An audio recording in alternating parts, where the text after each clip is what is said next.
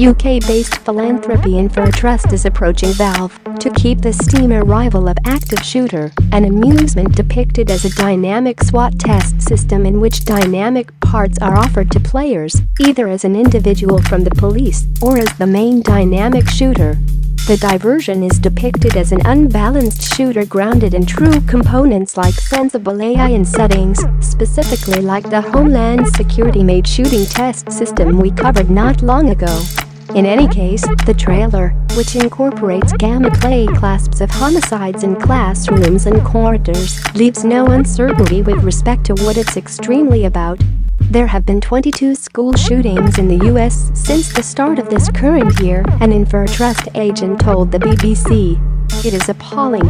For what reason would anyone believe it's a smart thought to showcase something savage that way and be totally unfeeling to the passings of such a significant number of youngsters?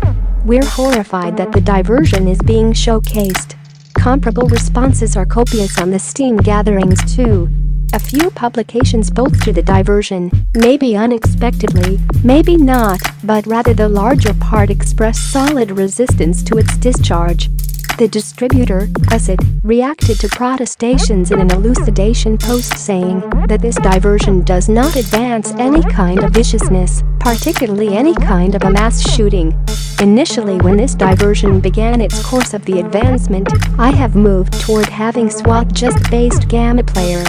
At that point I contemplated adding more gameplay to it by including extra parts of the shooter and the non-military personnel.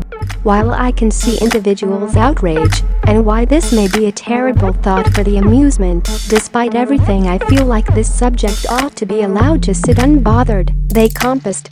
As I said in Steam discourse gatherings, there are recreations like hatred, postal, Carmageddon and so forth, which are even most noticeably awful contrasted with Active Shooter and truly center around mass shootings, killings of individuals.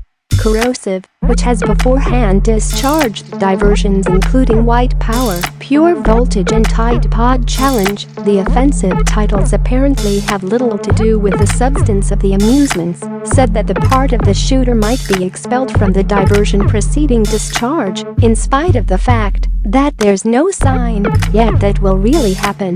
The amusement's quality on Steam features, once more, the defects of Steam Direct, which viably empowers anybody with $100 to set up pretty much any diversion they like. In any case, in the event that it appears like Valve just isn't watching, that isn't the situation, as proved by the current excitement over recreations with sexual substance. Valve strolled back a week ago's danger to expel various such amusements. However, they stay subject to survey and must be altered to conform to Steam rules. The suggestion this could get a pass, while diversions like Hunipod are over the line, fortifies the conviction that Valve's curation of Steam isn't missing, yet totally whimsical.